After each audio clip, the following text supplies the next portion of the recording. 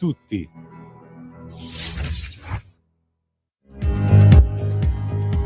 Va ora in onda la rassegna stampa.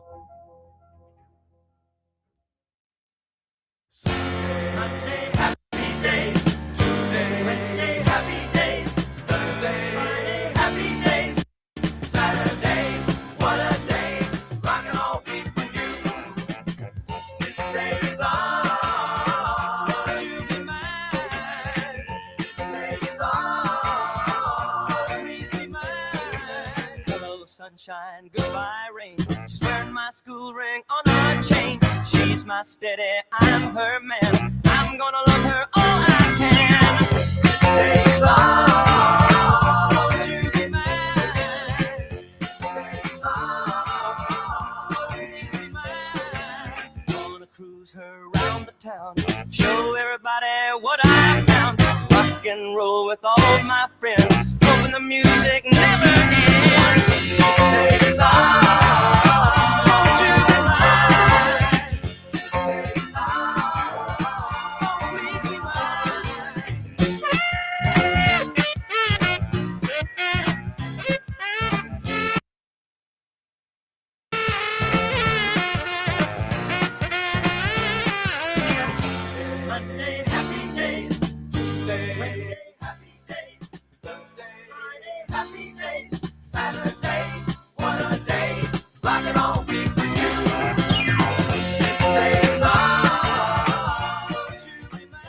Buongiorno Antonino, a te la linea.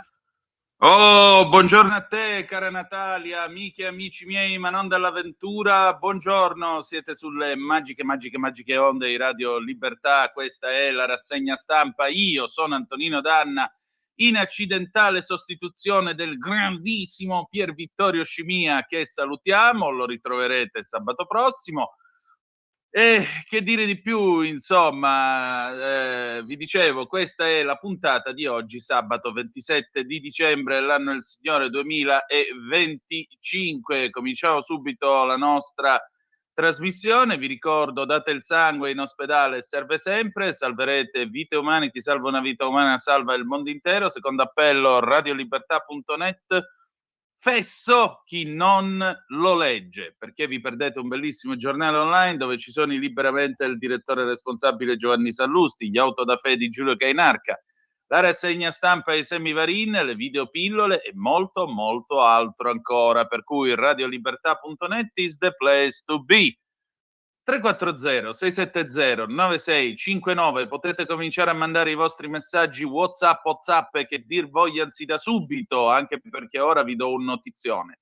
029294 7222 invece per le vostre telefonate, quando lo dirò io, dopo le 9.05, anche perché oggi, signore e signori, la rassegna stampa, non ci sarà il garage dell'Alfista, la rassegna stampa durerà fino alle 9.40, perché alle 9.40 ci sarà una sorpresa. Matteo Salvini in diretta su questa radio parlerà con il direttore responsabile Giovanni Sallusti, quindi restate con noi e continuate a seguirci ovviamente anche dopo la rassegna stampa, perché non ci sarà ça va sans dire liberamente, ma ci sarà alle 9.40 questa conversazione speciale / intervista che il nostro direttore responsabile Giovanni Sallusti condurrà dialogando con il segretario della Lega, ministro dei trasporti, nonché vice premier Matteo Salvini. Mi raccomando, aprite le orecchie e state bene accorti all'apparecchio. Cominciamo adesso la nostra trasmissione e cominciamo dalle agenzie. Tra l'altro i temi principali sono due, la Nigeria e l'Ucraina. Sulla Nigeria vi anticipo che lunedì, nella puntata numero 1107 di Zoom, alle ore 18.05 trattabili, ci sarà con noi la professoressa Anna Bono, che ci spiegherà come questo raid voluto da Donald Trump, diciamo che non è stato propriamente inteso a colpire chi massacra i cristiani, perché in realtà il primo gruppo che è stato colpito è un gruppo che che attacca i musulmani, non attacca i cristiani. Ma poi Ne parleremo con calma lunedì. Cominciamo adesso con le agenzie, questa è l'ANSA.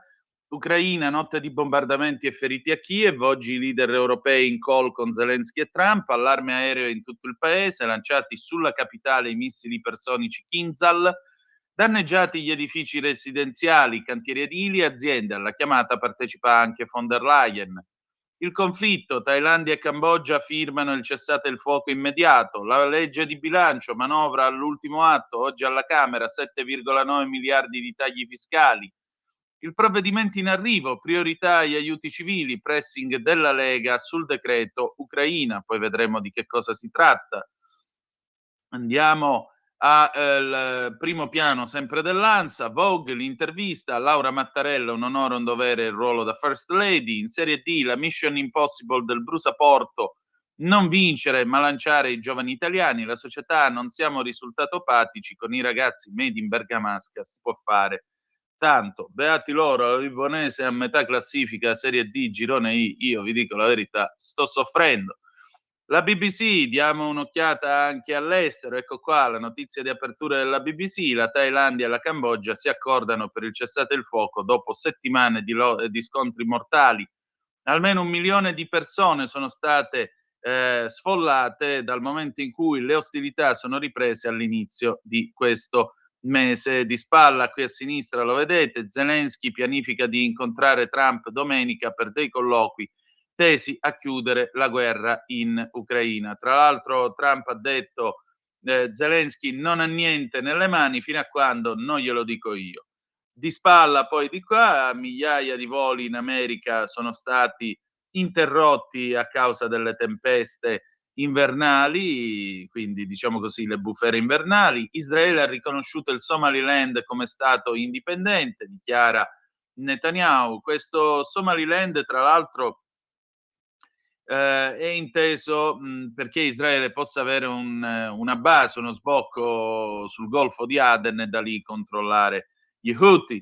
Andiamo adesso a vedere i quotidiani di quest'oggi. Vediamo un po' che cosa c'è sulle prime pagine dei quotidiani principali, poi daremo anche un'occhiata ai quotidiani regionali. Eccoci qua, Avvenire, il quotidiano dei vescovi, Il Fatto, mentre sale la tensione in Africa, nuovo incontro decisivo per il cessate il fuoco tra Russia e Ucraina, prove di forza, gli Stati Uniti bombardano basi jihadiste in Nigeria, domani Zelensky da Trump, Leone XIV, chi sceglie la pace viene ridicolizzato, ma il cristiano non ha nemici. Fotonotizie a centropagina, Medio Oriente, rischio crollo per migliaia di edifici, i racconti dei profughi rientranti, a Gaza senza un tetto. Vedete poi in fondo, politica in salita la strada per l'autonomia, oggi a Palazzo Madama la revisione della Corte dei Conti, riforme al tornante decisivo, il 2026 inizierà col referendum sulla giustizia, poi legge elettorale e premierato. Dopo l'ok del Senato la manovra arriva alla Camera, esame lampo e poi il voto, e ancora al largo della Libia, migranti, 116 morti nel naufragio della Vigilia. Le previsioni sul 2026, no, non è l'oroscopo perché Avvenire, essendo quotidiano dei vescovi, non pubblica l'oroscopo, ma borse ancora avanti, l'oro traina l'argento. Andiamo avanti, il Corriere della Sera, leggendario, mitico Corrierone, vertice domani a Mar-a-Lago, Donald, la sua proposta è nulla finché non l'approvo io, il ruolo dell'Europa, Ucraina, Zelensky va da Trump, attacco degli USA in Nigeria, bombe sull'ISIS, la Casa Bianca, difendiamo i cristiani. Vedete poi a centropagina la fotonotizia, ieri se n'è andata la sorella minore dell'avvocato, Sole, 2 mariti e 100 anni, Agnelli, addio a Maria Sole. Di spalla, manovra le misure sugli stipendi, aumenti IRPEF, come cambiano le buste paga, l'interessante servizio dalla Germania, il caso Ferrovie, via il 30% dei dirigenti, la manager italiana che licenzia i tedeschi. Pensate che era partita per farne fuori il 50%, poi si è rabbonita evidentemente. Il Fatto Quotidiano, assalto alla giustizia, cioè la riforma della Corte dei Conti, Dai giudici penali a quelli contabili, ora separano pure la Corte dei Conti, addio controlli, il Senato approva la legge delle mani libere sugli sprechi di denaro pubblico e anche lì Fratelli d'Italia vuole dividere PM e giudici. E poi un'intervista a Rosy Bindi, Bindi lancia il no, Meloni come B, perché anche da morto Berlusconi loro non lo nominano, Meloni come Berlusconi, più potere ai PM oggi per poterli mettere sotto l'esecutivo domani. Rosy Bindi, signori. Poi che altro c'è? Ecco, la proposta dell'UE è vietato vietare i PFAS, servono ad armi e difesa.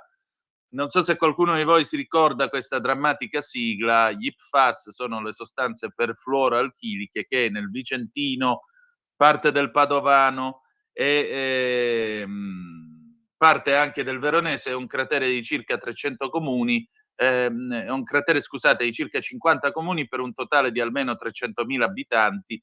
Ecco, lì c'era la Marzotto, che poi è diventata Miteni, che con gli PFAS ha inquinato la falda freatica, e questo significa che i ragazzi di oggi di 18 anni hanno il colesterolo a 3000 perché questa roba che non decade e che resta in sospensione nell'acqua entra in circolo nell'alimentazione, entra in circolo persino con l'allattamento dei bambini e di conseguenza danneggia la salute degli innocenti e anche di chi è un po' più grandicello. Per cui l'Europa ha questa bella idea, no alla messa al bando degli PFAS indispensabili per le armi, lo vedremo poi sul Fatto Quotidiano a pagina 16, e poi torneremo ovviamente col nuovo anno a trattare di PFAS anche a Zoom.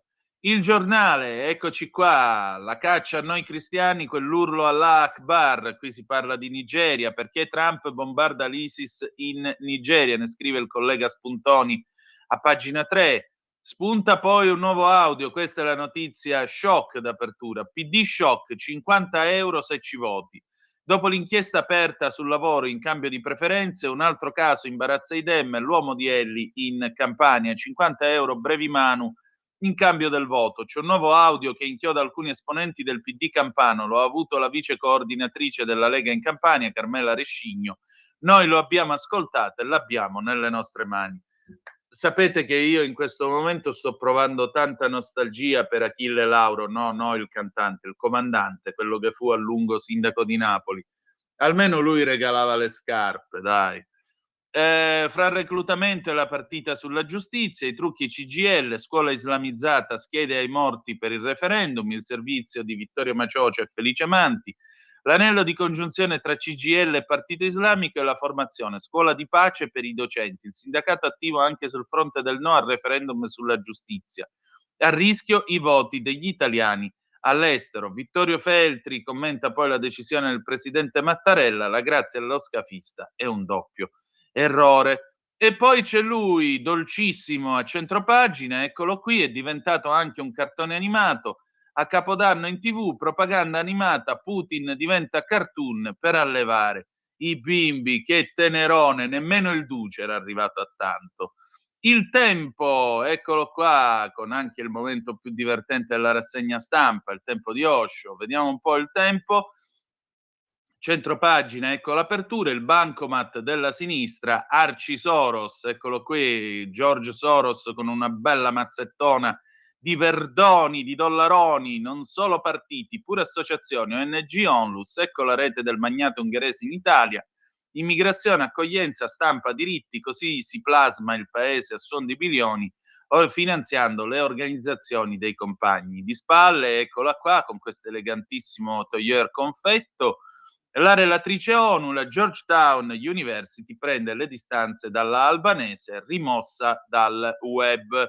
Allarme terrorismo, USA, raid di Natale in Nigeria, ecco perché l'ISIS torna il grande nemico di Trump.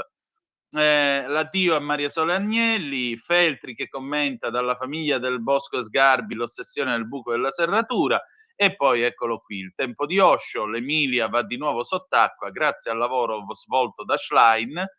C'è Babbo Natale sul tetto di una casa che guarda in giù e chiede: "Ma posso scendere?" Date una medaglia a quest'uomo. La Repubblica, Zelensky vola da Trump, domani vertice in Florida sul piano in 20 punti, invitati in collegamento i leader europei, il presidente americano, sarò io a decidere, Mosca, UE e Kiev vogliono affossare la pace. Fotonotizia centropagina, questo è un caccia lanciamissili, cacciatorpediniere lanciamissili americano, missili USA sulle basi ISIS massacravano i cristiani. Maria Sole Agnelli, sorella dell'avvocato, muore a 100 anni. Fotonotizia in basso, Zalone spacca il botteghino di Natale, incasso record per il suo film, 5,6 milioni, buon cammino. Caso Breton, Bruxelles studia ritorsioni contro Washington. La Stampa, Trump attacca l'ISIS in Nigeria, alla Casa Bianca intollerabili le stragi di cristiani, il Pentagono annuncia già programmate altre azioni. Zelensky a Mar-a-Lago col piano di pace, tregua di 60 giorni, referendum per il Donbass. Fotonotizia centropagina, eccolo qua, The Bull, il toro di Wall Street, la l'intelligenza artificiale si impadronisce di Wall Street, la finanza governata da reti invisibili spaventa i mercati, la borsa artificiale. Andiamo avanti. La Verità, Zalone batte ogni record al cinema, uno schiaffo alle manie dei radical chic, il suo film politicamente scorretto incassa 5,6 milioni a Natale. La notizia di apertura però è questa, il Papa scomunica l'Europa delle armi, con la scusa della Russia si soffia sulla guerra per salvare l'economia. Leone XIV all'Angelus manda un messaggio ai guerrafondai di Bruxelles, chi oggi crede alla pace, spesso ridicolizzato, spinto fuori dal discorso pubblico, accusato di favorire avversari e nemici. Evitare di trattare con Putin ha invece provocato solo morti. Domani a Mar-a-Lago, vertice Zelensky-Trump, Mosca accordo vicino, la UE lo affossa. Poi complimenti al solito alla CGIL, la sinistra sa solamente odiare, scuola dedicata a Ramelli, no della CGIL che lo ha definito un neofascista, sfregiata la lapide di Norma Cossetto. Quindi Ramelli, che è stato preso a colpi di chiave inglese in testa ed è morto dopo un'agonia penosa durata mesi, semplicemente per un tema nel quale diceva alcune cose sgradite ai signori di sinistra del suo istituto, quello è un neofascista. Norma Cossetto, violentata in gruppo dai partigiani, quella evidentemente era giustizia proletaria. Le spese per gli immigrati mandano la sanità in rosso. Nel frattempo in Emilia-Romagna la giunta Dem limita i ricoveri dei calabresi, però ha sborsato 180 milioni nella cura degli extracomunitari, ne scrive Francesco Borgonovo. Gli effetti della sentenza della consulta, dopo il Green Pass rischiamo farmaci e vaccini obbligatori. Fotonotizia a centropagina, vivo accampato da un anno, Eros Ramazzotti mi ha distrutto casa, ma non vuole pagare i danni. Carlo Cambi si chiede, sospetti vaticani, culattoni tutti insieme, un audio shock in chiesa agita la curia. Infine, per Banca Italia, i dazi americani non fanno male. Libero, l'ultima crociata, a salvare i cristiani ci va Trump, nel silenzio generale dopo anni di stragi di fedeli in Africa per mano di fanatici islamici, gli USA sferrano un'offensiva di Natale contro l'ISIS in Nigeria, il tycoon sono la feccia. Donald, già che ci sei, una bottarella pure in Sudan, già che ci siamo. Il film all'uscita visto da 5 milioni e mezzo di persone, le critiche da sinistra portano fortuna, Zalone sbanca al botteghino. E poi abbiamo i dibattiti più gettonati, il meglio delle discussioni di pranzi e cene di Natale, nessun effetto, dopo il taglio dei deputati le spese sono aumentate, l'arma ancora letale perché i cavalli tornano al fronte e poi il folle gemellaggio Riace Gaza, il governo ferma tutto, c'è Hamas. Diamo un'occhiata anche ai quotidiani locali. Brescia oggi, taglio dei comuni montani, il governo apre al dialogo Salvagente Lombardia, Corriere del Mezzogiorno Campania, Fico, countdown per presentare la giunta lunedì, Corriere del Mezzogiorno Puglia, meno negozi nel piano Natuzzi, con gli esuberi anche una società immobiliare per razionalizzare i costi industriali, Corriere del Trentino Sanità, polo ospedaliero, ulteriori monitoraggi legati alla bonifica della Digetto, Corriere del Veneto, Venezia e Mestre, la sosta, spariti nelle città gli stalli gratuiti, Corriere della Sera, Dorso di Bergamo, mio figlio terrorizzato, il Maranza torna a casa, il padre dello studente rapinato, Corriere della Sera, dorso di Brescia, loggia in auto 2 dipendenti su 3, i peggiori in via Donegani, 87% motorizzato, i più virtuosi in Piazza Repubblica. Corriere della Sera, dorso di Milano, centrosinistra, sindaco, lo scatto di Maiorino, l'esponente PD, primaria in autunno, programma radicale su urbanistica e costo della vita. Corriere della Sera, no, questo l'abbiamo già visto. Corriere Torino, nevicata record sul Piemonte, rischio valanghe. Corriere dell'Alto Adige, montagne, infortuni sugli sci, il 70% dovuto a errori. Corriere Bologna, l'emergenza, maltempo, la paura è passata. Corriere Fiorentino, tranvia, stallo in piazza Beccaria, dove tra l'altro il Perozzi ha cercato di intrappolare Birillo con una merendina messa sul sedile di dietro della macchina, ricordatevelo da amici miei. Corriere della Romagna, edizione di Rimini e San Marino, l'ondata di maltempo, travolta in auto dal fiume, salvata dai vigili del fuoco. La Gazzetta di Modena, Modena con la febbre alta, influenza, boom tra i bimbi. Giornale di Brescia, nuovo vertice Trump-Zelensky. Il Cittadino, Lodigiano e Sud Milano, il 118 archivia il 2025, in provincia di Lodi oltre 21.500 interventi, il 60% codici verdi. Il Giornale Milano, Capodanno, la mappa dei divieti, mercatino chiuso già alle 18, galleria off limits dalle 19.30 alle 2, multe per i botti solo in centro, stop alcolici da sport in mezza città. Il Piccolo di Trieste, Yacht A, soldi e incognite in 45 mesi di blocco, spesi per finora 30 milioni.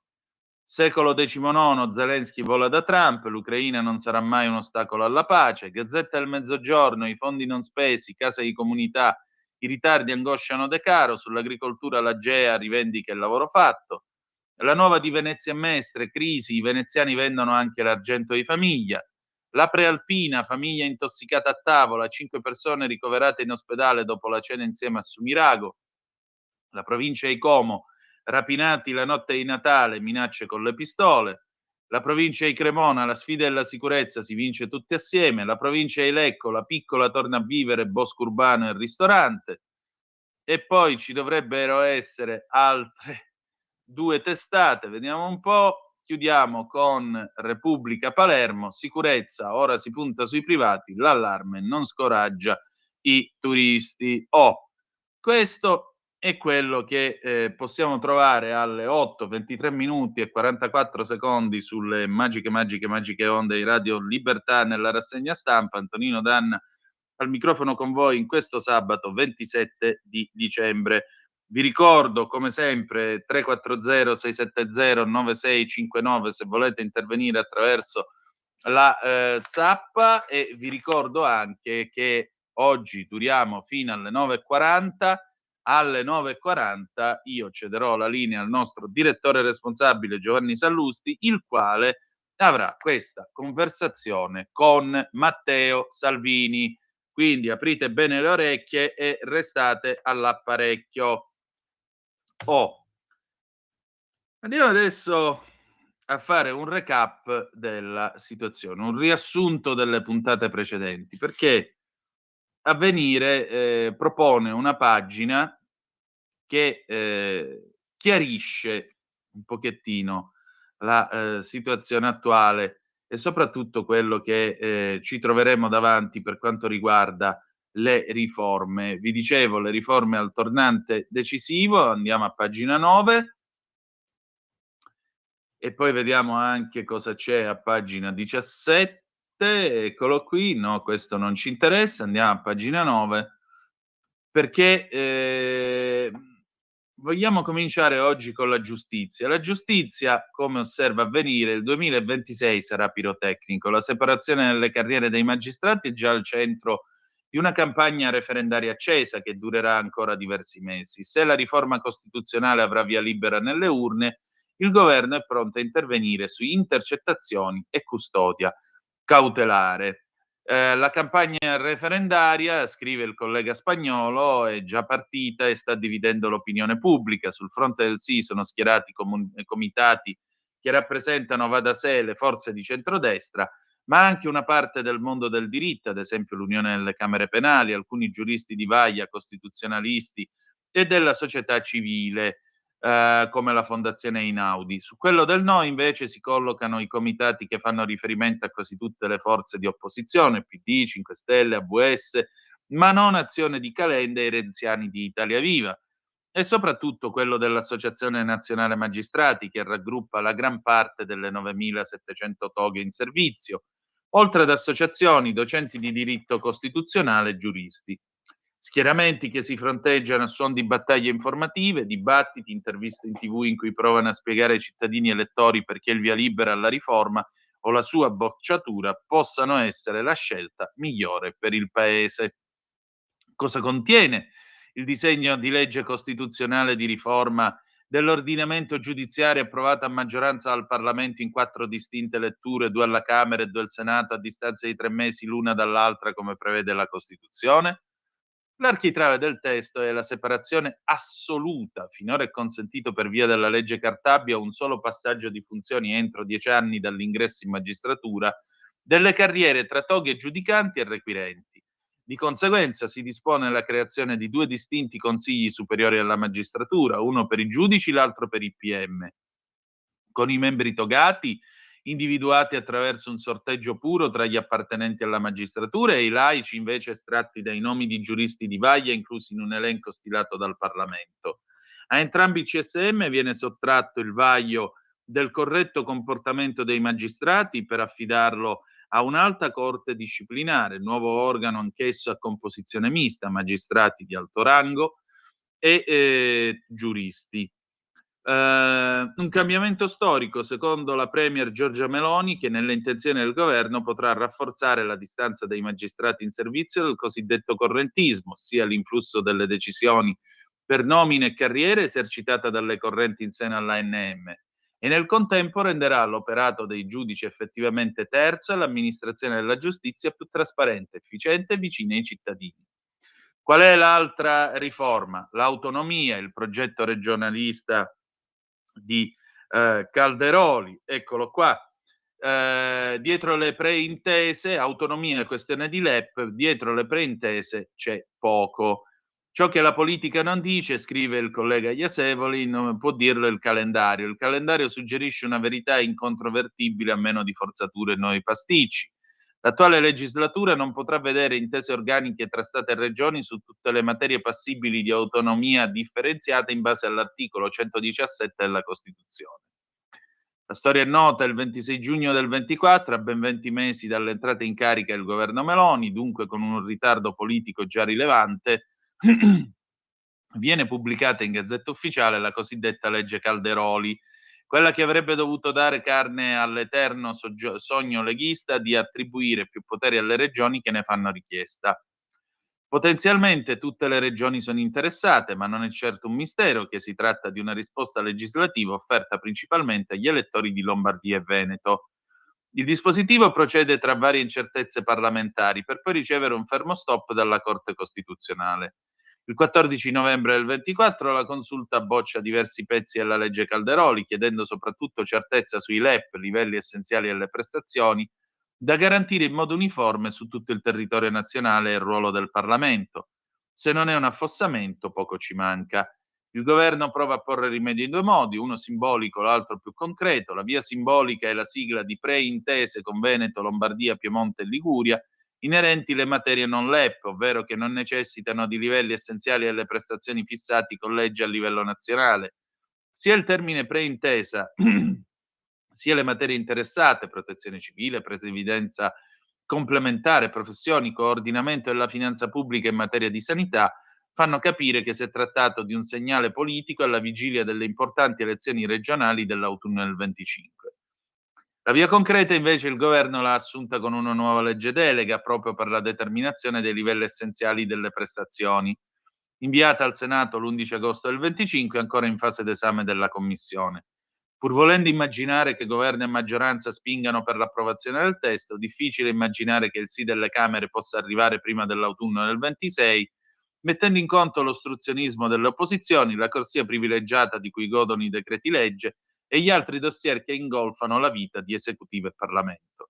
Siccome quella sui LEP è una legge delega, al varo dovrà seguire una fase estremamente delicata della scrittura dei decreti delegati, che comunque dovranno passare nelle commissioni parlamentari per pareri che, sebbene non vincolanti, comunque incidono sui tempi. Va bene, ci vorrà tempo, io faccio osservare al collega che comunque l'autonomia era prevista già dalla riforma del titolo quinto della Costituzione nel 2001, quindi meglio tardi che mai.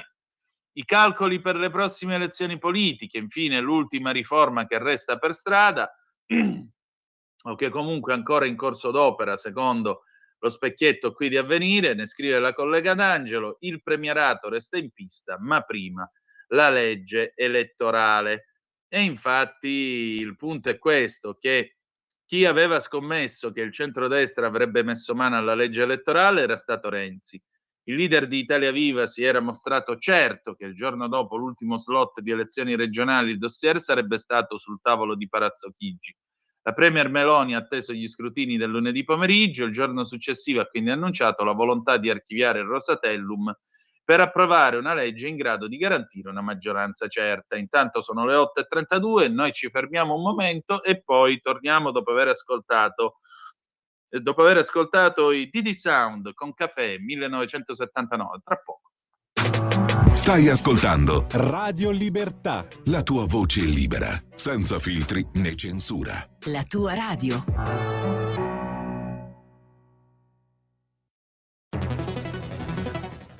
Migliaia di notizie ci raccontano i fatti che accadono in Italia e ogni giorno c'è una voce fuori dal coro. Quotidiano di Sicilia, il quotidiano d'Italia. L'informazione che ribalta i luoghi comuni, una vera visione dei fatti. L'Italia vista da sud. Ogni siciliano che vive in Italia e nel mondo è una risorsa, è protagonista della crescita della nostra nazione. Dai forza alla crescita della nostra isola, abbonandoti al QDS digitale più archivio a soli €99 anno.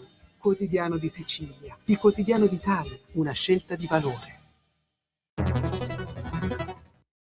Lo amiamo perché ci offre sempre le cose più buone e naturali. Linea Alberto Acerbis.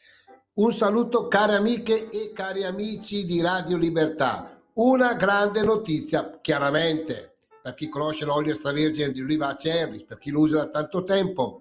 È sicuramente una notizia importante per gli altri che magari lo vogliono provare. Questo è il momento per approfittarne. Sì, perché tutto il mese di gennaio e tutto il mese di febbraio olio nuovo, prezzo vecchio. Quindi potrete ordinare chiamando 030 68 40 408 6 bottiglie da 1 litro di olio estratto a freddo Acerbis a sole €84 e il trasporto è gratuito. Parliamo di un olio estratto a freddo da olive italiane selezionate all'origine.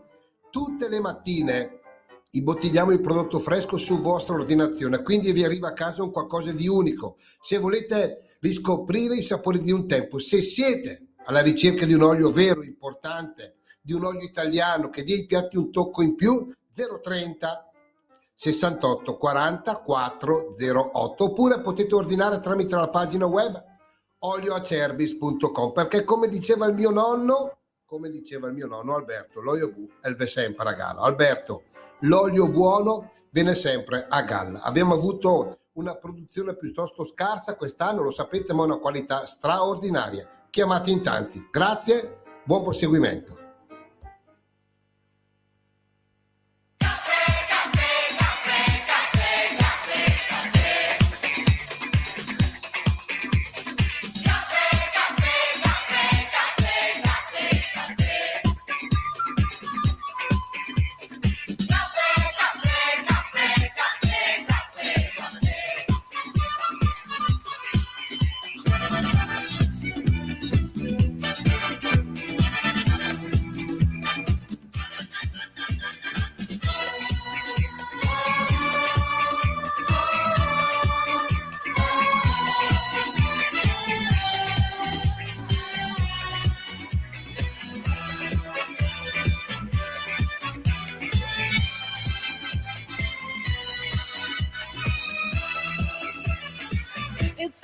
She said to me, she knew I wanted to be free.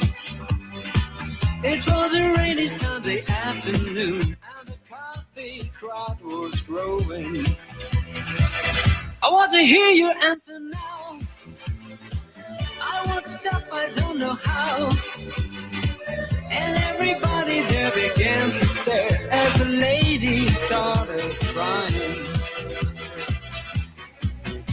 Let's meet at a cafe for cigarettes and brandy. Let's meet at a cafe.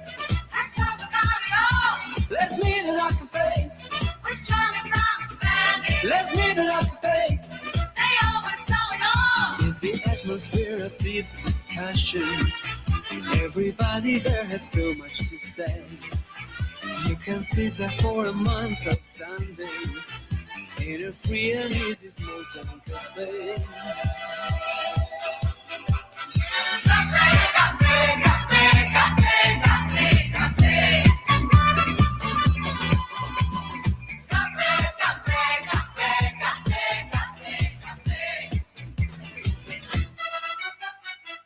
Di nuovo a te la linea, Antonino. Grazie a te, cara Natalia. Le 8:36 minuti, anzi 37 in questo momento, sulle magiche onde di Radio Libertà. Questa è la rassegna stampa. Antonino Danna al microfono con voi. 340-670-9659 per le vostre zappe o WhatsApp che dir vogliansi. E poi tra una mezz'oretta apriremo le linee allo 0292947222. Attenzione, restate con noi. Oggi non c'è il garage dell'Alfista, non c'è nemmeno Liberamente, perché la rassegna finisce alle 9:40 e poi dopo ci sarà il nostro direttore responsabile Giovanni Sallusti con Matteo Salvini in diretta su questa emittente, ladies and gentlemen. Quindi mi raccomando, tenete le orecchie bene aperte. Allora, avete ascoltato i Didi Sound con Caffè 1979, gran pezzo. D'altronde ve lo siete preso il caffè? Sì? No, io mi piglio il caffè e latte la mattina quando mi alzo, preferisco. Però sì, oddio, un caffè a quest'ora ci starebbe pure, ma comunque. Allora, qui sono arrivate alcune zappe che mi avete mandato e vado un momento a leggerle. Gino, ciao Gino, evidentemente se questi che hanno danneggiato la targa di Ramelli possono fare questo e altro andandosene in giro impuniti, sono nel giusto. Questo è uno dei tanti diritti che questo governo concede ai violenti di sinistra. Ancora Marco, buongiorno Antonino, buongiorno a te. I miei ascoltatori sono differenti, c'è niente da fare. Ultima ora, arrestati in una grotta un uomo sulla Trentina e una minorenne, con loro 3 extracomunitari e dei senza dimora, le pecore prese in custodia dal WWF, mentre il piccolo abbandonato in una mangiatoia è stato prelevato dalle zelanti assistenti sociali dopo che la presidente del tribunale dei minorenni pro LGBT ha predisposto l'affidamento all'onorevole Zan. Per ora è tutto, Marco. Ecco, amen. Ancora, Antonino, avevi grandi speranze nel nuovo corso papale, ora vorrei un tuo primo parere dopo mesi e il messaggio solito natalizio. Grazie da Maurizio. Maurizio, ma io avevo delle grandissime aspettative che per fortuna non sono state deluse. Abbiamo un Papa che ha riportato Gesù Cristo al centro, ha riportato la spiritualità al centro, ha riaffermato l'identità cristiana. Quando gli hanno chiesto, vuole pregare qua nella moschea blu, lui ha risposto no, sono qui a dare un'occhiata, e poi ha precisato ai giornalisti in volo, io preferisco pregare in una chiesa davanti a Gesù e Eucaristia al Santissimo. Permetti, scusami, un Papa che parla così sta facendo il Papa e lo sta anche facendo bene. Dici tu il messaggio di Natale, perché? Perché ha chiesto pace. E che cosa dovrebbe chiedere un Papa? La guerra atomica e la distruzione del mondo? Pio XII, tutto può essere perduto con la guerra, niente è perduto con la pace, 1939. Giovanni XXIII, la Pacem in Terris del 1963, Paolo VI all'ONU nel 65, jamais la guerre, jamais la guerre. Giovanni Paolo II che ha più volte ricordato la necessità della pace nel mondo. Certo, c'è stato anche il varo della dottrina dell'ingerenza umanitaria. Potremmo anche considerare l'attacco di Trump una sorta di ingerenza umanitaria. Benedetto XVI non mi pare che fosse un guerrafondaio, anzi. Bergoglio nemmeno.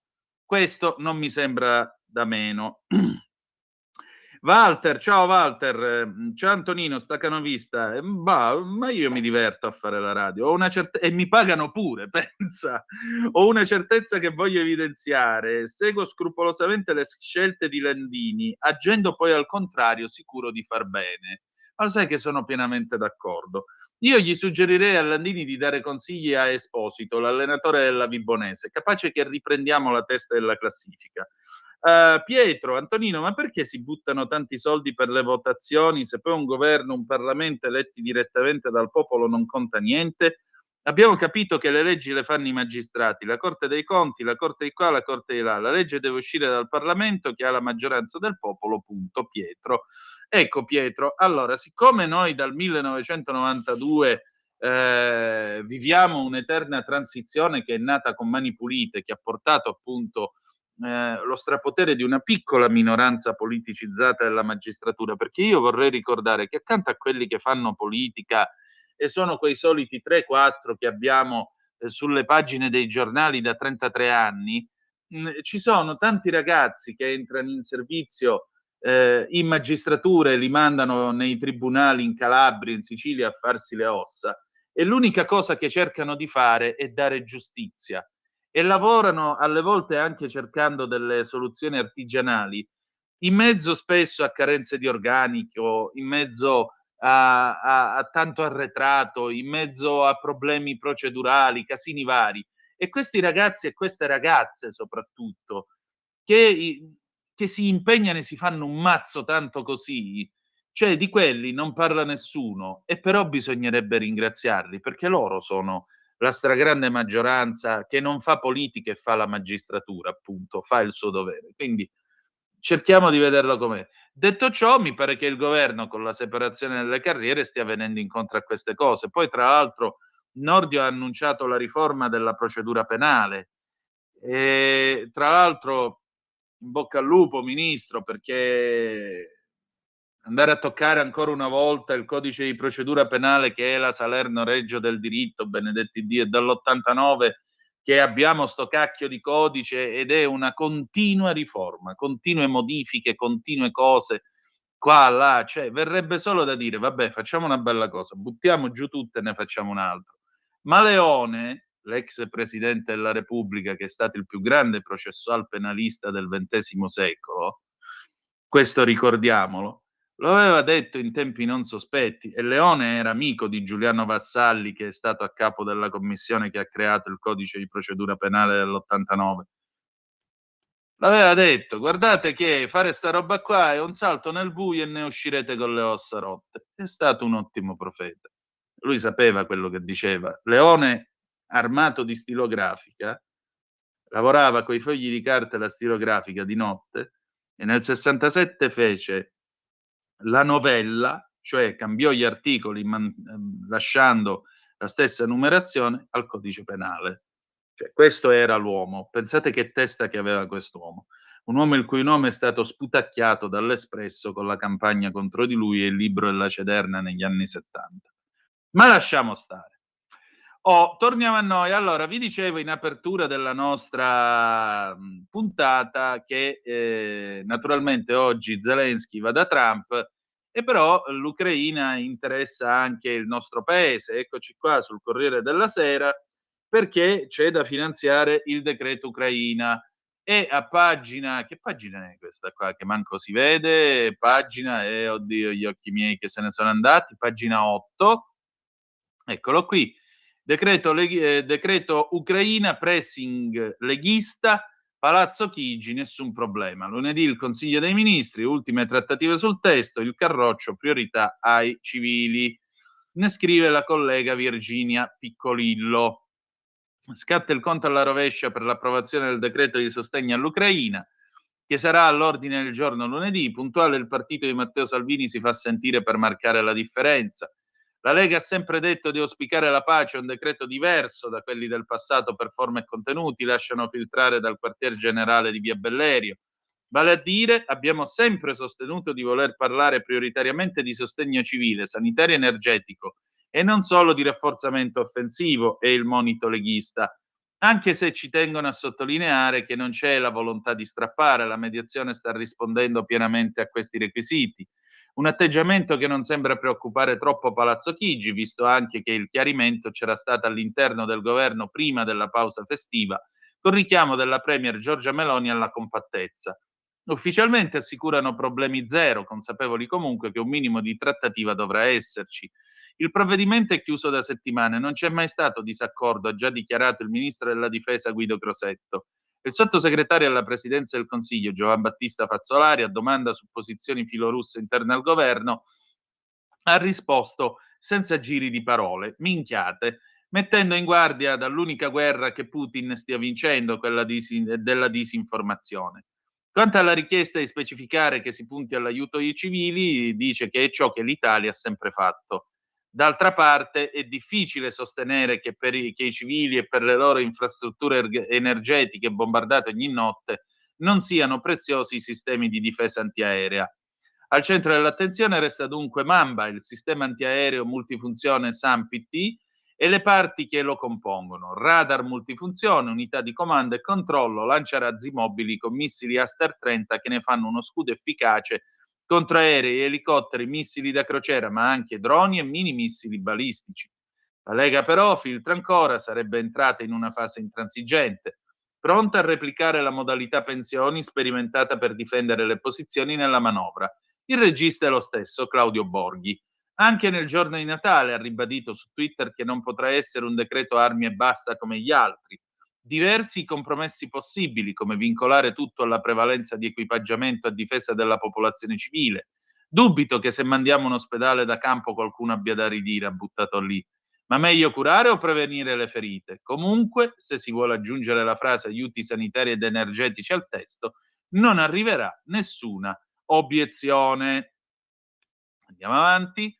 Vi do anche un aggiornamento sulla manovra. La manovra, siamo sempre sul Corriere della Sera, pagina 10. La manovra atterra alla Camera, sprint finale per il via libera. Oggi le commissioni, martedì sì in aula, ippodromo e Gatti Randaggi tutti i microfondi.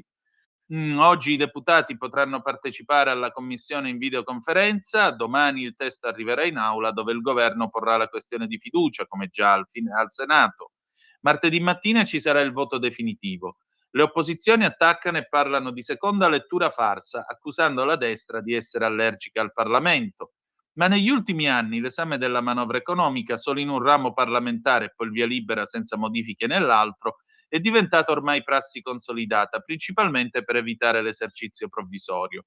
Quest'anno, tra tensioni all'interno della maggioranza e riscritture, l'esame del testo al Senato si è prolungato per oltre 2 mesi, da quando il DDL ha ricevuto l'ok dal Consiglio dei Ministri il 17 ottobre.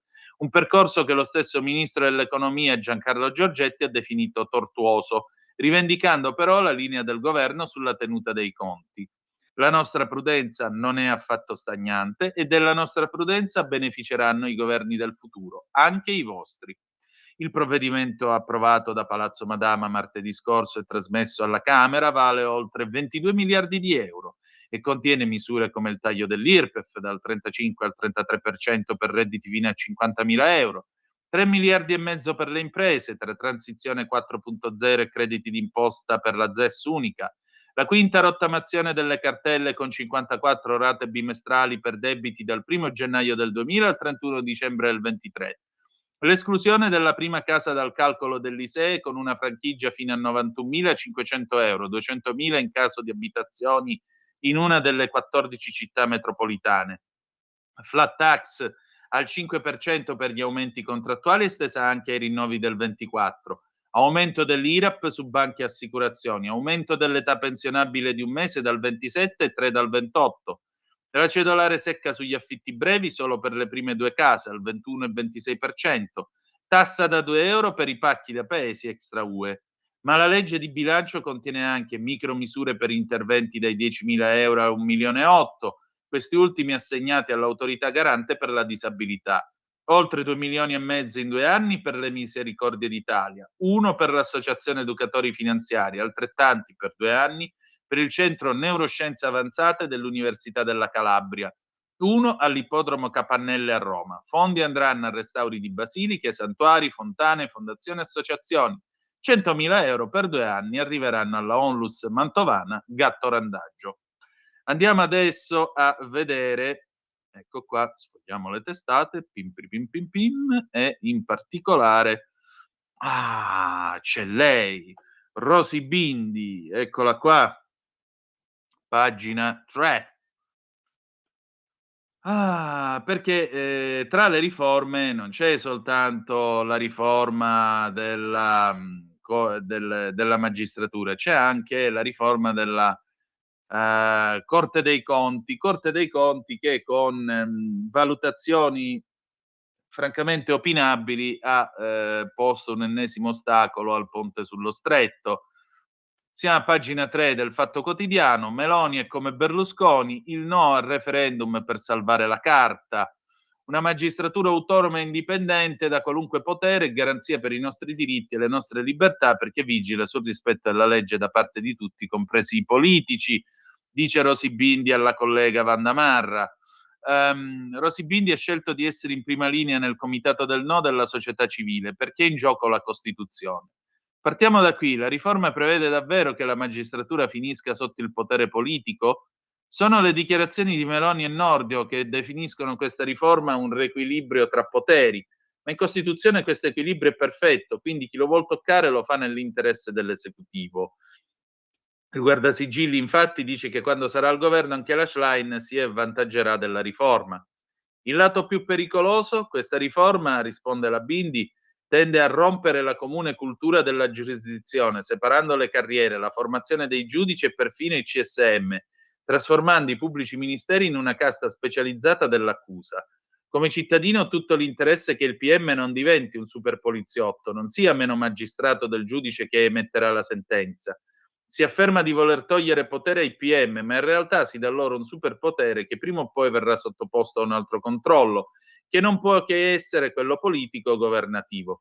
Tutto questo finisce per sollevare il potere della politica dal rispetto della legge e il capovolgimento del disegno della nostra Carta. Cosa pensa della scelta di raccogliere le firme? Iniziativa legittima, io firmerò, ma come comitato siamo già in campagna. È un referendum contro il governo? No, è un referendum per la Costituzione.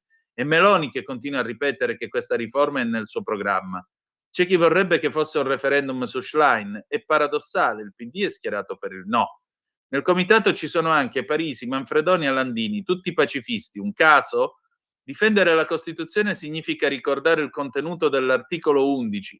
L'Italia ripudia la guerra. Io sono ancora dell'idea che se vuoi la pace, prepari la pace e non la guerra. L'ho imparato dalla Carta, alla dottrina sociale della Chiesa e dalle giornate mondiali della pace istituite da Paolo VI. Bocca mia, taci. Il Giornale, andiamo, continua a tacere, bocca mia che è meglio, Totò, lascia stare, va, lascia stare che sei in diretta, meglio no, va.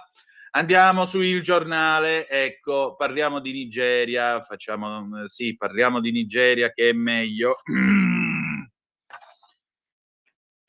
Scusate, devo prendere un po' d'aria dopo quello che ho appena letto, perché insomma diciamo che ho delle opinioni in materia un pochettino contrastanti. Vabbè. Andiamo a pagina 2-3, scenari internazionali, il genocidio, questo sì, dei cristiani, blitz sui jihadisti persecutori, missili Tomahawk USA in Nigeria, buon Natale ai terroristi morti. Trump ha anche questo humor nero alle volte un pochettino particolare. Ecco, sapete appunto che Trump ha scatenato questo attacco, il collega Luigi Guelpa ne scrive, Washington torna a colpire direttamente, l'ultima operazione statunitense nell'area risale al 30 ottobre del 20, quando un reparto delle forze speciali condusse un'incursione clandestina nel distretto di Tangaza, la stessa zona colpita l'altra notte dai Tomahawk, liberando Philip Walton, cittadino americano rapito da cellula jihadista. Il teatro non è nuovo al sangue. Nella regione operano da anni Boko Haram e le milizie affiliate allo Stato Islamico, in particolare l'ISIS West Africa Province. ideologicamente affine ma distinta dal gruppo storico. A questa si aggiunge una sigla meno nota e sempre più letale, la Kurawa, attivo proprio nel nord-ovest tra Sokoto e Kebbi, dove le foreste offrono rifugio e profondità strategica. Il perché dell'attacco va cercato quanto sul terreno, tanto a Washington. Da settimane il presidente Trump aveva alzato i toni contro Abuja, accusando il governo nigeriano di non riuscire o non voler riuscire a fermare la persecuzione delle comunità cristiane, circa 8.000 morti solo nel 25 e 6.000 i rapiti. A inizio novembre aveva ordinato al Pentagono di prepararsi a un'azione militare. Poco dopo il Dipartimento di Stato aveva designato la Nigeria come paese di particolare preoccupazione e annunciato restrizioni sui visti per i funzionari coinvolti in violenze settarie. L'annuncio dell'attacco è arrivato nella notte, come spesso accade con Trump via social. Su mia indicazione, in qualità di comandante in capo, gli Stati Uniti hanno sferrato un attacco potente e letale contro la feccia terroristica dell'ISIS nel nord-ovest della Nigeria, ha scritto su Truth, un messaggio carico di toni messianici e bellici.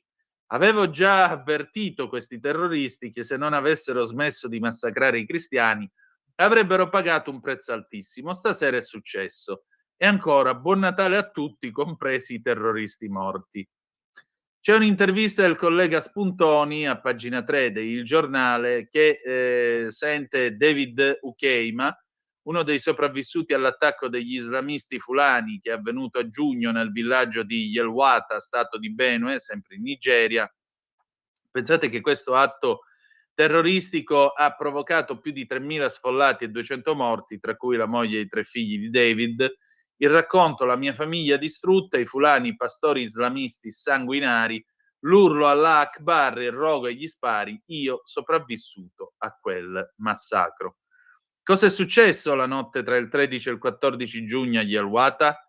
A causa di questa situazione e della paura di incursioni in casa, ci eravamo abituati insieme ad altre famiglie a trovare riparo in un negozio vicino alla strada del mercato, perché la presenza dei vigilanti ci faceva sentire più sicuri.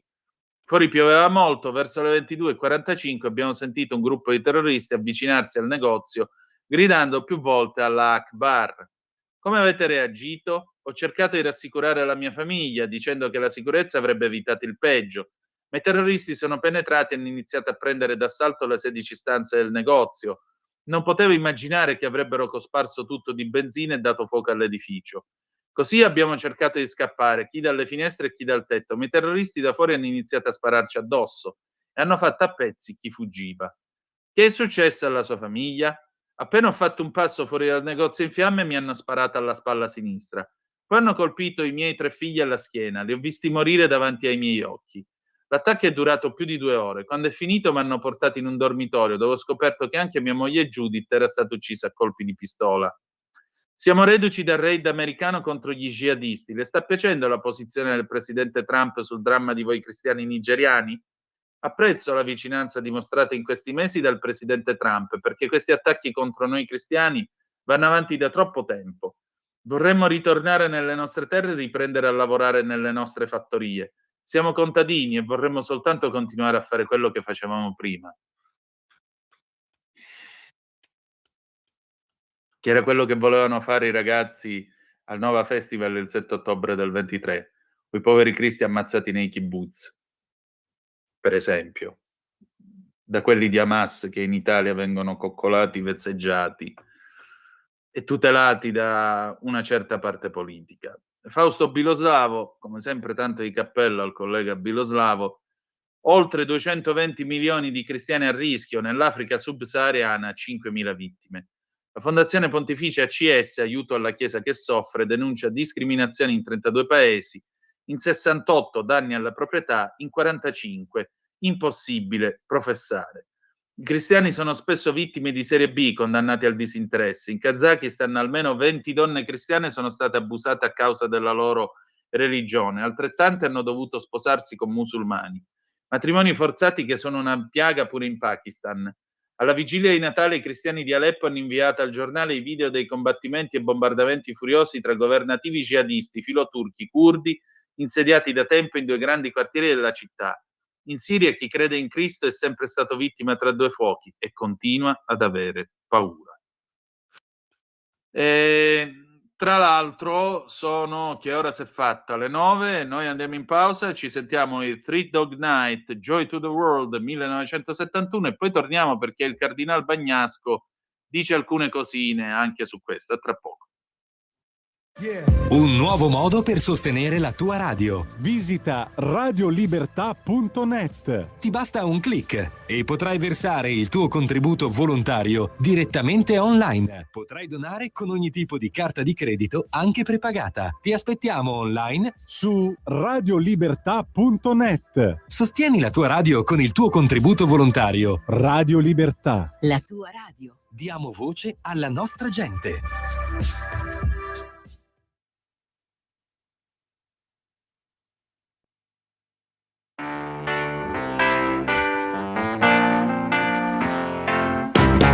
Jeremiah was a bullfrog, was a good friend of mine. I never understood a single word he said, but I helped him drink his wine. And he always had some mighty fine wine. Sing joy to the world. All the boys and girls now. Joy to the fishes in the deep blue sea. Joy to you and me. If I were the king of the world, tell you what I'd do. I'd throw away the cars and the bars and the war, make sweet love to you. Singing now, joy to the world. All the boys and girls. Joy to the fishes in the deep blue sea. Joy to you and me.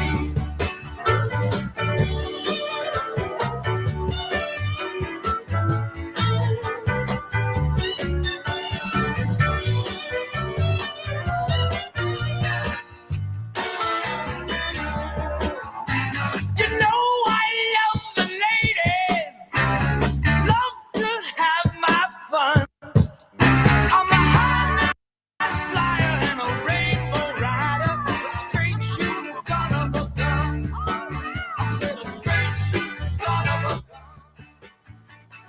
Joy to the world, all the boys and girls. Joy to the fishes in the deep blue sea. Joy to you and me. Joy to A te la linea, Antonino.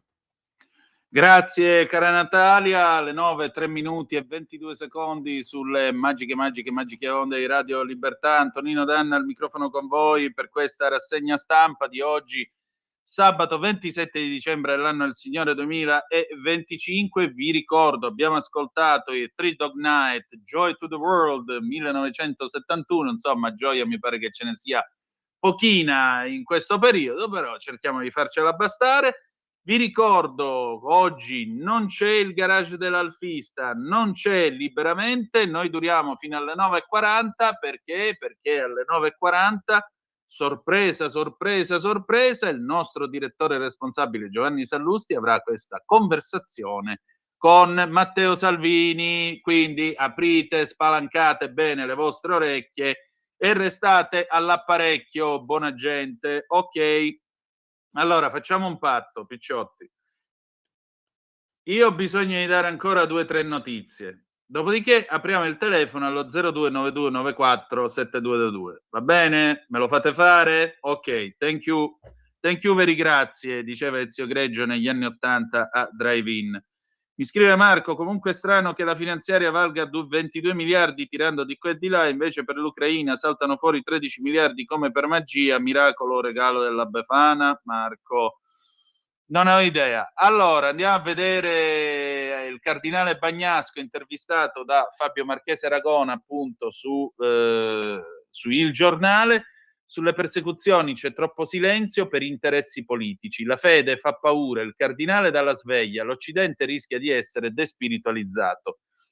Il cardinale Bagnasco è tra l'altro un ex generale perché era cappellano, era, come si dice, era l'ordinario militare per l'Italia, cioè il capo di tutti i cappellani militari del nostro paese. E dice una cosa molto interessante. stimolato dall'amico e collega Fabio Marchese Aragona, che voglio anche salutare, già che ci siamo, come saluto tutti i colleghi che cito in questa rassegna stampa. Questo tema ci lega inevitabilmente alla situazione dei cristiani nel mondo, spesso vittime di persecuzione. Succede anche in Occidente, in Europa, a suo avviso, risposta, purtroppo accade anche in Occidente, assume forme diverse, sottili e sodenti, ma non per questo meno violente. È una violenza che non toglie la vita fisicamente, ma svuota l'anima e manipola le menti. L'Occidente si crede paladino della libertà, proclama la tolleranza universale, ma spesso è intollerante verso i cristiani quando esprimono opinioni o verità diverse dal pensiero unico. Più si allontana dalle sue radici cristiane, più declina. Non si può stare a guardare rassegnati, è in gioco l'umano. Cosa rischia oggi l'uomo occidentale? Rischia di essere despiritualizzato, rischia il vuoto interiore. La cultura che si respira appare accogliente e aperta, ma in realtà è chiusa in se stessa. Riduce l'uomo a materia, la vita a sequenza di attimi da consumare il più possibile perché senza futuro. Offre degli obiettivi ma non la meta. Il vuoto spirituale ha un peso insopportabile che spinge alla ricerca di surrogati che illudono e tradiscono. Stupefacenti, alcol, dipendenze, violenze sempre più ricorrenti. Chi semina vento raccoglie tempesta, rubare l'anima e seminare morte. Quale sarà il risultato? Un malessere interiore sempre più diffuso e profondo, sempre più insofferente di tutte e di tutti.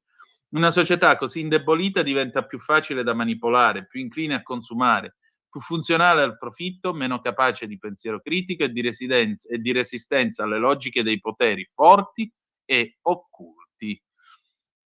Non ho altro da aggiungere, vostro onore. Ha pienamente ragione, peraltro da vendere. Pensate a quello che fanno ai presepi, pensate a Don Vitaliano della Sala, l'ex Oe, il prete No Global che fa Gesù bambina con la chiocciola come si dice, nel presepe in chiesa, tutte queste robe qua.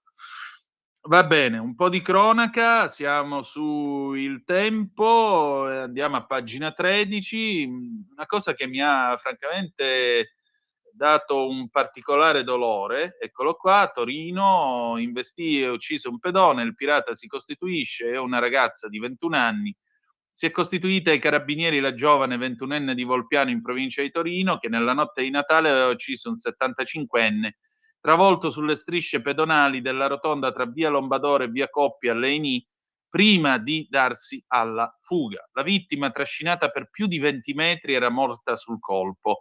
La ragazza ha fornito ai militari le indicazioni per ritrovare l'auto, una Fiat Grande Punto grigia di proprietà della madre, con cui ha investito l'anziana e che era stata abbandonata in una zona periferica di Leini.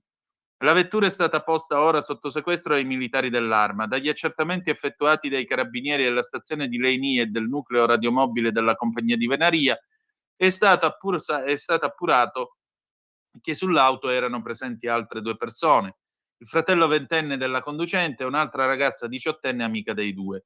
I 3 sono stati denunciati in stato di libertà perché gravemente indiziati dei reati di omissione di soccorso, mentre sulla sola conducente pesa anche l'imputazione di omicidio stradale. Le indagini sono coordinate dalla Procura di Ivrea. Prima che la ragazza si costituisse ai carabinieri, i carabinieri avevano già passato al vaglio delle immagini delle telecamere di videosorveglianza pubbliche e private a Leini nella zona intorno a via Montegrappa per identificare modello e targa della vettura coinvolta nell'incidente. L'auto, quando è stata ritrovata, aveva ingenti danni sulla carrozzeria per il violento urto con il pedone. La vittima, Claudio Pogliano, 75 anni, era stato travolto intorno alle 2:30 davanti al Civico 27 mentre stava tornando a casa. L'automobilista che l'ha ucciso, anziché prestare soccorso, ha accelerato facendo perdere le proprie tracce. Non aggiungo altro. Vediamo un po', andiamo a chiudere. Ecco, io voglio andare su La Verità, perché La Verità a pagina 7 c'è Francesco Borgonovo, che saluto, che racconta una cosa da levare la pelle. Eccola qua, sentite un po'. Le spese sanitarie per gli stranieri mandano in rosso il sistema emiliano. La regione guidata dal democratico De Pascale sborsa 180 milioni per indiani, marocchini ed egiziani. Intanto però alza il ticket ai residenti, valuta un tetto alle prestazioni per chi viene a curarsi da fuori. Che il sistema sia sotto pressione, scrive Francesco Borgonovi, i cittadini emiliano-romagnoli se ne sono accorti, anche perché da maggio si sono visti aumentare i ticket e non poco. Ai non esenti, cioè circa 2 abitanti su 3, è stato chiesto di pagare 2,20 € a confezione di medicinale, fino a un massimo di 4 € a ricetta. Sono aumentati anche i costi per le visite, per un controllo da uno specialista si pagano 17,90 €, mentre in caso di accessi inappropriati al pronto soccorso il ticket per la prima visita è 25 €, più altri 23 per visite di consulenze aggiuntive, 36,15 per gli esami prescritti dal medico. Una decisione definita anche a seguito di un positivo confronto con le organizzazioni sindacali, volta a continuare a garantire qualità e sostenibilità economica del servizio sanitario regionale, messo a dura prova dal sottofinanziamento statale. È necessaria anche in seguito all'introduzione di farmaci e terapie altamente innovativi che consentono di curare meglio tante patologie, ma sono al contempo molto dispendiosi, dissero De Pascale e l'assessore alle politiche per la salute Massimo Fabi. Tutto comprensibile, aumenta la richiesta di farmaci, aumentano i prezzi, aumenta l'età media dei cittadini. Tutti questi aumenti tuttavia vengono illuminati da una luce diversa nel momento in cui si compie una piccola verifica e si scopre quanto spende la regione per curare gli stranieri. Priamo Bocchi, consigliere regionale emiliano di Fratelli d'Italia, ha fatto un accesso agli atti chiedendo quanti denari vengano sborsati per l'assistenza sanitaria ai cittadini extra UE. Alla luce di una linea che pare quantomeno assurda, ho ritenuto doveroso far chiarezza sui numeri reali. Dai dati emersi tramite accesso agli atti risulta che nel periodo 2020-2024 la regione Emilia-Romagna abbia speso oltre 180 milioni di euro per l'assistenza sanitaria ai cittadini stranieri extra UE, di cui quasi 10 milioni solo a Parma, dice Bocchi. Dato che colpisce ancora di più se si considera che oltre il 75% di questa spesa resta a carico del servizio sanitario regionale. Mancano tetti adeguati, manca un sistema di vigilanza efficace e le percentuali di rimborso sono estremamente basse. Il tutto mentre ai cittadini residenti alle strutture pubbliche, al privato accreditato, viene imposto il razionamento delle cure. Bene, andiamo proprio bene, andiamo. Io non ho altro da aggiungere. Andiamo oltre perché vi voglio dare la questione Riace. La questione Riace, andiamo su Il Tempo, perché sapete che Mimmo Lucano, il sindaco di Riace, nonché come si dice, nonché, oddio, non mi vengono le parole, eurodeputato di AVS, ha ben pensato di gemellarsi con Gaza. E siccome siccome naturalmente la cosa deve passare anche attraverso, in questo caso, il Ministero degli Esteri, il Ministero degli Esteri ha detto che la cosina non si poteva fare per il semplice e banale motivo che tutto sommato, siccome a Gaza c'è un'organizzazione che non è propriamente la San Vincenzo, ma è Hamas, ecco, la cosa, diciamo così, non sarebbe stata molto gradita al governo italiano e quindi polemiche varie ed eventuali. Aspettate un attimo che dobbiamo trovare questa benedetta cosa, vediamo se riesco. Ah, ecco, intanto pagina 17 di Repubblica. A Nardò, provincia di Lecce, scuola intitolata a Ramelli, protesta la CGIL, una forzatura. La giunta comunale intitola una scuola superiore a Sergio Ramelli. Immediatamente scatta l'indignazione della CGIL di Lecce. Accade a Nardò, dove la giunta è guidata dal sindaco Pippi Mellone, commissario della Lega per la provincia leccese. La decisione di intitolare la scuola al militante del Fronte della Gioventù, ucciso nel 75, quando aveva 18 anni, da militanti vicini ad Avanguardia Operaia, e ribadisco, venne ucciso per un fottutissimo tema, che venne messo in bacheca dai lor signori. Questo lo vogliamo ricordare. solleva le proteste del sindacato. Nardò vive l'onta di una toponomastica che presta il fianco al revisionismo storico. Pensate quant'è pericoloso sto ragazzo di 18 anni. Una città che è medaglia d'oro al merito civile per aver accolto i reduci dei campi di sterminio nazifascisti non merita questa ulteriore umiliazione. Vi rendete conto? Sì?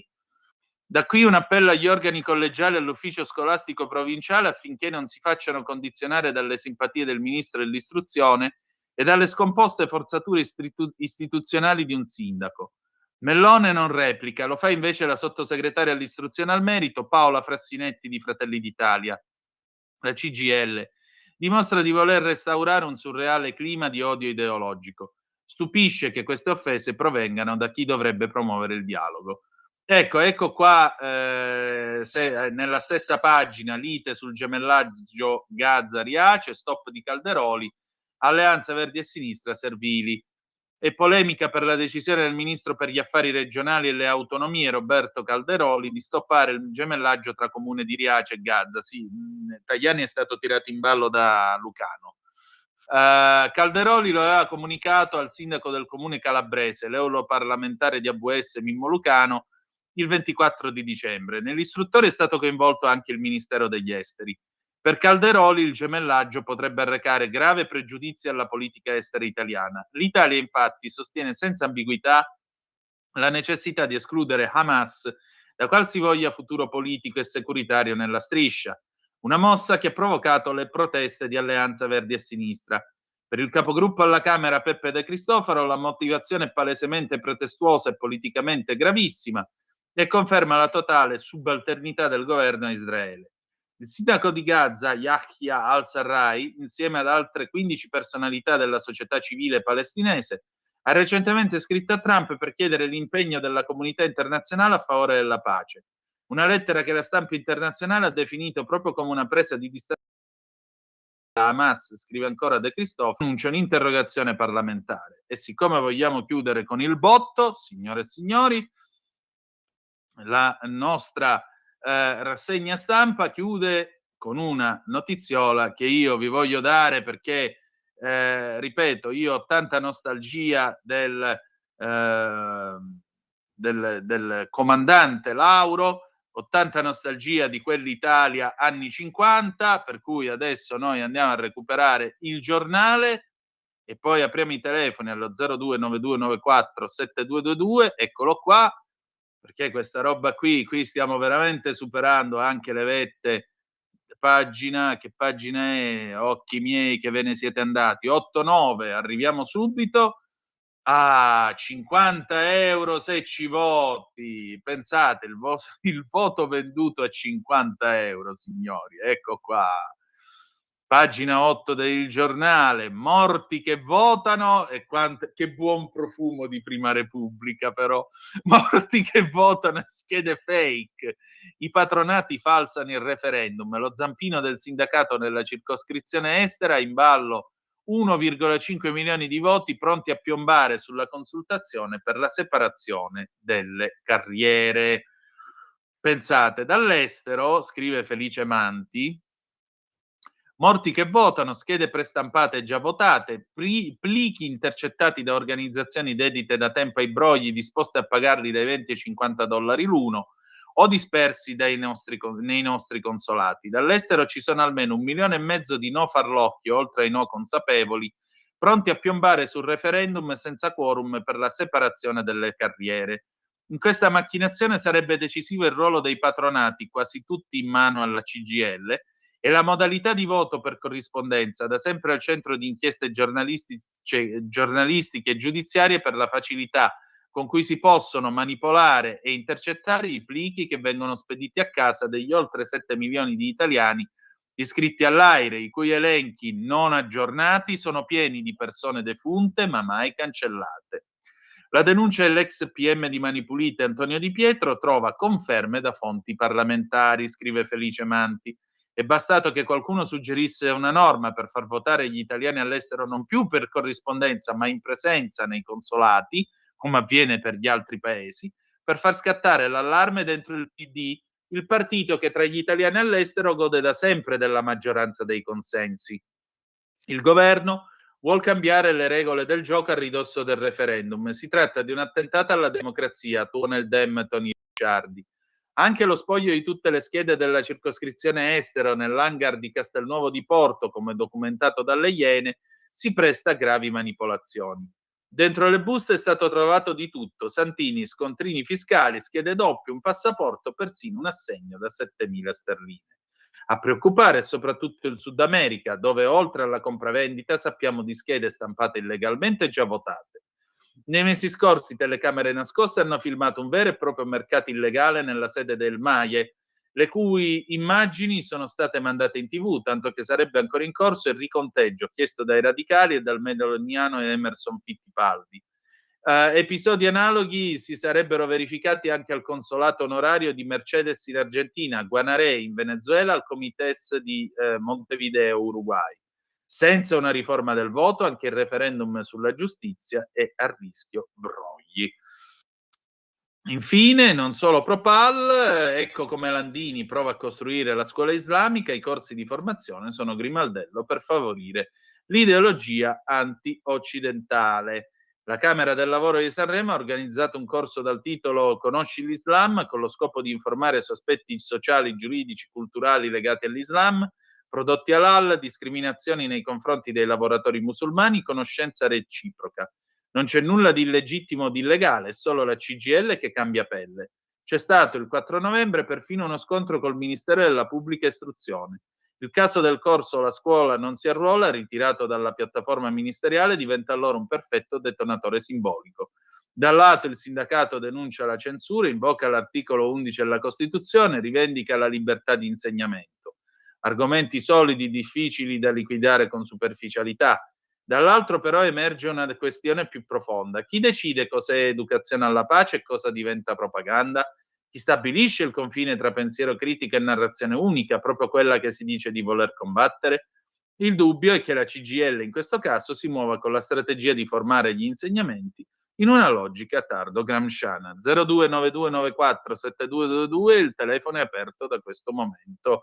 Ladies and gentlemen, alle 9:22 minuti e 31 secondi, vi ricordo che alle 9:40 noi daremo la linea al direttore responsabile Giovanni Sallusti per il colloquio con Matteo Salvini. Natalia, io tolgo la condivisione schermo, quindi passo alla mia immagine statica, alla mia fotografia, che tanto sono bello lo stesso. Ecco qua.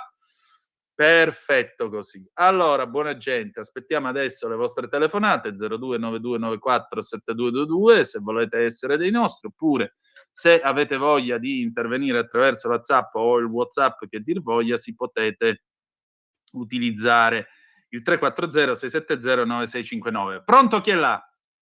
Buongiorno Antonino. Grazie Oi, Vittorio, ciao. regale. È stato un piacere, perché mi sveglio con piacere a me quando sento la tua trasmissione. Non mi sono presentato, ma mi avete conosciuto. Certo, ci mancherebbe.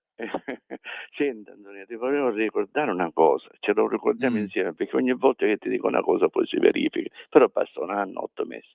Ricordati che quella di Torino, l'Islam di Torino, nelle prossime elezioni lo porteranno in candidatura e sarà eletto. Ricordiamocelo questo. Ah, tu intendi l'imam Sain, quello che era stato... Certo. Stai tranquillo che sarà come quello di Sucalovo, dove e gli altri, chi si vale, quindi ogni spazzatura è buona per portare voti al mulino. Non so nella Costituzione dove i partiti... Vabbè, io eviterei il termine spazzatura, andiamo avanti. Vabbè, lascia stare, sono anche peggio, perché l'anarchia è ancora peggio. Sì, ma io eviterei comunque di usare questi termini in pubblico. Andiamo avanti. L'ultima cosa è qual è la Costituzione, cioè l'articolo sulla Costituzione che incita all'anarchia, perché questo vogliono fare in Italia. Sono già riusciti a fare l'anarchia.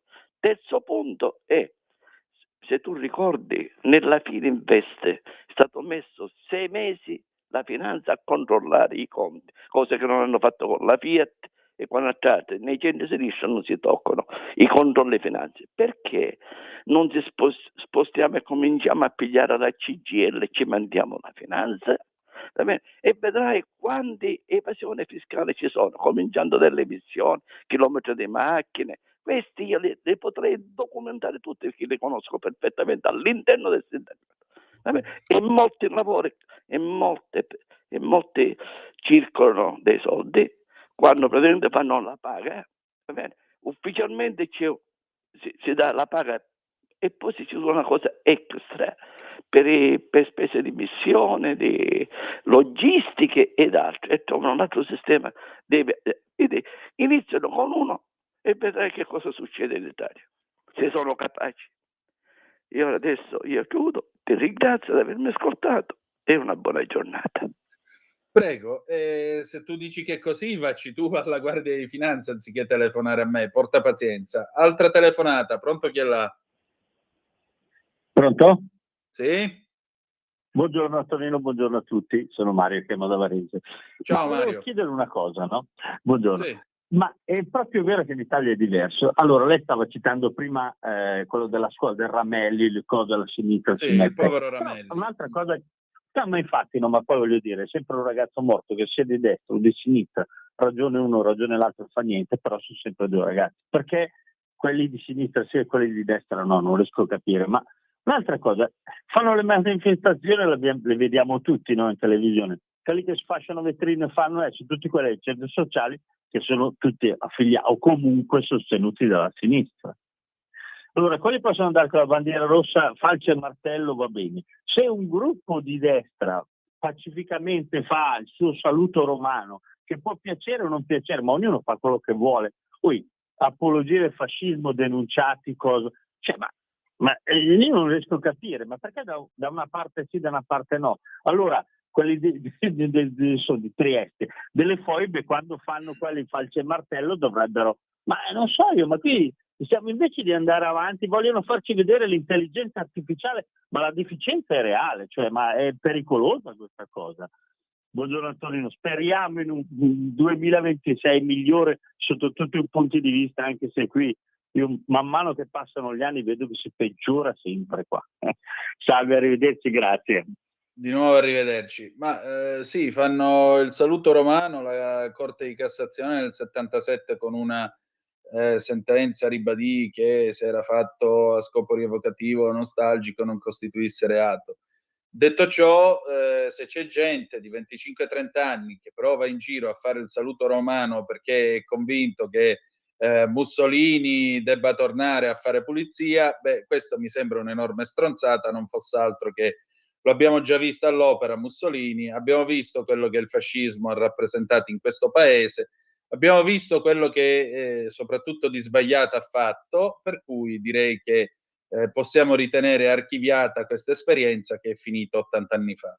Dici tu, ma i falce e martello? I falce e martello erano rappresentati dal più forte partito comunista d'Europa e in quel tempo facevano paura. E i falce e martello sono anche quelli che hanno egemonizzato la resistenza, che non fu solo roba loro, perché pare che sono andati loro a combattere i nazi e basta, e di conseguenza hanno imposto una certa visione storico-culturale. Non aggiungo altro. Altra telefonata, pronto, chi è là? Ciao, non ha più. Pronto, sono io? Sì, Ciao, Antonino. Walter, ciao. Sono Walter. Ciao Antonino.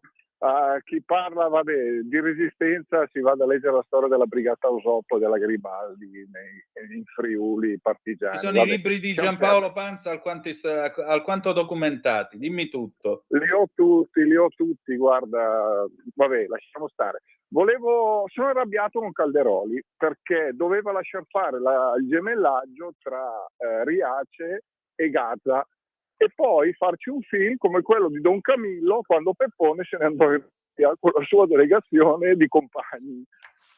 Però nella delegazione che sancisce il gemellaggio di Riace che va a Gaza dovrebbe portare anche dei rappresentanti LGBT, perché quello dovrebbe essere, insomma, la comunità ha anche quella cosa, quindi certo. Andare a Gaza con una bella rappresentanza di LGBT e fare questo gemellaggio. Allora, ecco, per questo mi sono arrabbiato con Calderoli, perché doveva permettere che la cosa si facesse, però anche documentarla. Cioè, quando gli LGBT scendono magari con il reggicalze, col costumino e la barba, chiaramente, fare il gemellaggio se c'è una sede comunale o una sede istituzionale di Gaza, fare questa firma dell'accordo.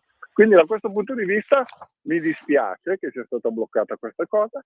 La seconda è: ci lamentiamo che si pagano un sacco di soldi per gli extracomunitari che non versano un cazzo e usufruiscono del welfare a tutto spiano. Il governo, scusami, sto sempre una salita, il governo aveva messo nella finanziaria, poi l'ha tolta, che i condomini morosi dovevano essere supportati da tutti gli altri condomini.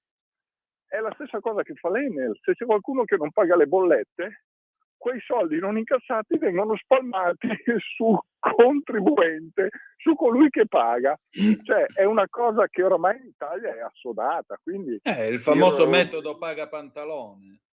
Esattamente, paga pantalone. Pantalone fa rima con coglione. Cioè tu in Italia, è un po' come che Cozzalone, no? Tu fai dei piccoli debiti, le banche ti perseguitano. Noi dobbiamo fare dei grandi buchi finanziari. Allora le Esatto, perché diventi tu il problema loro. Esattamente, non sei più tu un problema, sono loro che hanno il problema e devono supportare, devono risolvere il problema, perché tu hai fatto un enorme buco finanziario. Comunque quella di Gaza e Riace mi dispiace, perché la rappresentante LGBT l'avrei voluta vedere a Gaza. Ciao Antonino. Ciao, un abbraccio. Adesso noi ce ne andiamo brevemente in pausa, jingle, e torniamo subito. Sempre più liberi con La Tua Radio è il nuovo sito che mette in prima pagina opinioni, firme, notizie, uno sguardo nuovo e originale sui fatti che ci circondano. Il nuovo quotidiano online, semplicemente radiolibertà.net. Di nuovo a te la linea. Grazie cara Natalia. 0292947222, abbiamo ancora 7-8 minuti qui per voi sulle magiche onde di Radio Libertà. Antonino Danna al microfono, questa è la rassegna stampa. 340-670-9659 invece se volete intervenire attraverso la Zap o il WhatsApp, che dir vogliasi. E vi ricordo che alle 9:40 non ci sarà né Liberamente né tantomeno il garage dell'Alfista, ma ci sarà il direttore responsabile Giovanni Sallusti a colloquio in diretta con Matteo Salvini, quindi a maggior ragione restate qua con noi, mi raccomando. Allora, il telefono è sempre aperto, 0292947222, se volete essere dei nostri, se volete dire la vostra. È stata bella galoppata oggi sulle pagine dei nostri quotidiani, ma certo, Walter che suggerisce il gemellaggio Riace-Gaza, in effetti sì, se avesse portato una delegazione LGBT, chissà, quei tollerantoni di Hamas, noti democratici, probabilmente avrebbero accolto la delegazione in maniera alquanto gentile. Intanto l'ANSA informa che ci sono 7 milioni di finanziamenti ad Hamas, 9 arresti. Abbiamo un'altra telefonata, pronto, chi è là? Sì, pronto, buongiorno. Sono Ciao Gino. Di Ostia, che abita ad Ostia. T'ho riconosciuto. Volevo solo raccontare, io non faccio politica, sono però un sostenitore della radio, ed essendo sostenitore significa che almeno all'80% sono leghista. Però qui a Ostia non vedo mai propaganda sulla Lega o roba del genere. Camminando per strada a un tratto ho visto delle bandiere della Lega. Dico, ho detto a mia moglie, entriamo, vediamo. Ed era, se ho capito bene, era il rappresentante regionale della Lega Bordoni, che prima di Natale festeggiava con altri leghisti dando dolci. Mi ha fatto piacere e gli ho detto: senta, ma perché? Ma io dico non la sento mai per radio. E lui mi ha detto: beh, ditegli che mi invitano, così parlerò pure io. Ecco, ve l'ho voluta raccontare. Grazie.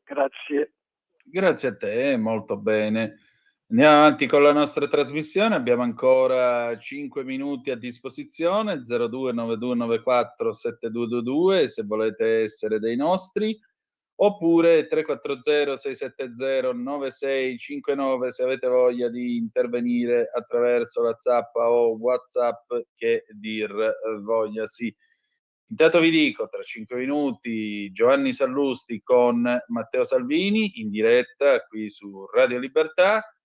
Noi invece con Zoom, puntata numero 1107, ci ritroveremo lunedì alle 18:05 trattabili. Con noi la professoressa Anna Bono, parleremo dell'attacco contro l'ISIS in Nigeria, e poi puntata numero 1108 il 30 di dicembre, che sarà la puntata con cui chiuderemo l'anno 2025. Ci ritroveremo poi il 2 di gennaio, ci sarò ancora io in rassegna a coprire la rassegna stampa, e poi ci sarà come sempre Chilometro Zoom alle 17:30, per cui a maggior ragione il 2 di gennaio inizieremo l'anno insieme, se vi farà piacere. Vediamo un attimo a che ora. Alle 7:30, quindi venerdì 2 di gennaio sarà Dannatona. Ebbene sì, faremo la maratona d'Anna, e quindi si partirà con una bella, con 42 chilometri e 195 metri di radio, cosa che a me francamente fa molto piacere. Detto ciò, le 9:37 minuti quasi, 0292947222 se volete essere dei nostri, oppure 340-670-9659 per i vostri messaggi WhatsApp o Zappa, che dir vogliasi. Andiamo ancora a dare un'occhiatina all'ANSA, e in particolare anche qui abbiamo la notizia del cessate il fuoco immediato tra Thailandia e Cambogia, manovra, l'ultimo atto oggi alla Camera, 7,9 miliardi di tagli fiscali. Poi si parla della priorità agli aiuti civili, pressing della Lega sul decreto Ucraina, ne abbiamo già parlato, vi abbiamo ampiamente notiziato sulla cosa. Diamo un'occhiatina all'ADN Kronos, l'ADN Kronos che apre con Ucraina, Russia, notte di fuoco su Kiev, oggi Trump e Zelensky in call con i leader. Influenza, Andreoni, stare riguardati e idratati, no ad antibiotici se non prescritti. Abbiamo una telefonata, pronto, chi è là? Così. La nostra storia è appena cominciata, è già finita, riprova, e che diamine. Poi ancora il bilancio della Camera, Zalone che domina il botteghino con Buoncamino, altri 8 milioni a Santo Stefano, Buoncamino supera i 13 milioni e mezzo. Timothée Chalamet, divo ribelle e romanista che ha conquistato, compie 30 anni. Poi vediamo un po', Napoli, cadono calcinacci in via Toledo, ferite alla testa 2 turiste. E altra telefonata, pronto, chi è là? Pronto? Sì, carissimo. Ciao Tonino. Ben trovato. Sempre, guarda, ti avevo salutato prima di Natale e niente, sento proprio anche di richiamarti, ecco, ringraziarti sempre per quello che fai. Visto che c'è insomma, no, poi sentiamo l'intervento poi del direttore con Salvini, ecco, no, mi sentivo, insomma, no, di dire a tutti quanti che io sono riconoscente per tutto quello che ha fatto e che sta facendo Salvini, perché è sempre stato criticato lo sappiamo, no, perché c'è tanta gente che gli vuole male, lo attaccano, ma io li voglio bene e gli dico vai avanti così, Salvini, continua a fare sempre, essere sempre te stesso, a fare sempre le tue battaglie, vai sempre dappertutto e porta sempre questo tuo messaggio di cambiamento, di rinnovamento, perché per me in qualche modo il Natale è rinascere, va bene che è la nascita di Gesù, ma Gesù è venuto a rinnovare la terra, che lui no, ha dato un messaggio di pace. Noi siamo per la pace, per cambiare l'umanità, per rinnovare, portare un messaggio di pace. Siamo persone del popolo, lui ci rappresenta benissimo, Salvini. È questo che volevo dire a tutti. Stiamo vicino, gli vogliamo bene, sei uno di noi, Salvini, sei grande, vai avanti così. Ciao Antonino, grazie sempre per tutto quello che fai. Ciao, Grazie buon a te. Natale a tutti. Ciao. Grazie a te. Con questo noi chiudiamo la rassegna stampa. Io vi ringrazio per essere stati con me. Adesso cedo la linea al nostro direttore responsabile Giovanni Sallusti, il quale, come sapete, sta per colloquiare con il segretario della Lega, nonché ministro dei trasporti e vicepresidente del Consiglio, Matteo Salvini. Grazie ancora e ricordate che the best is yet to come, il meglio deve ancora venire. Vi ha parlato Antonino Danna. Buongiorno. Avete ascoltato la rassegna stampa.